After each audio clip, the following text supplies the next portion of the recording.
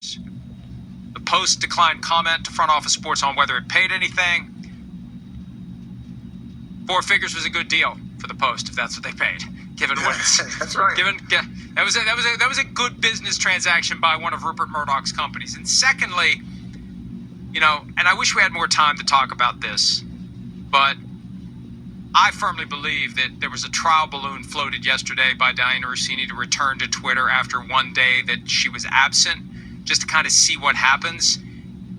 It did not go well. And you raised this earlier, this is going to linger. And I don't know that there's coming back from this. Not on Twitter. I don't think Twitter is going to be forgiving. And I don't think this is one of those we're going to forget about it by Monday morning when everybody's talking about the final hole of the Masters.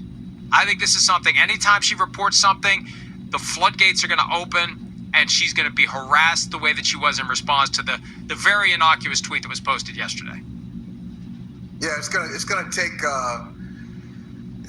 some time. I think she can come back from it, but perhaps since they already opened it up with the statements, there may have to be more statements. I don't think Vrabel will get into it again, but she may have to do a podcast or something to kind of explain it, just to kind of get back to some version of normal. You can't just be like, hey, I've given my statement and that's it. We're moving on. Well, not exactly. But it's got to be believable and it's got to be true. You could make it worse 100%. If it's a PR exercise. Yes. You could dig the hole even deeper. That's the problem. Listen, this is unprecedented. The 25 years that I've been doing this is the first time something like this has happened.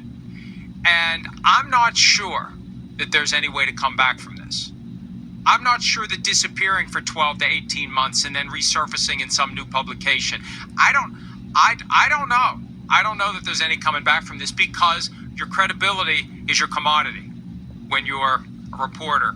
And we understand the statements are what they are. The photos are what they are. The reaction is what it is. There may be no coming back from it. All right, we got to take a break. Go ahead. There's a way to come back. Quickly, I'll say it. The way to come back, if you're a reporter, reporters report. So the way you come back is you have a story that has nothing to do, that cannot be traced to Mike Vrabel. You just show why you are a big-time reporter, and you get some information that nobody else has. That's how you come back. That's how you come back. Just and here's the problem. Here's the problem. At a high level. Here's the problem.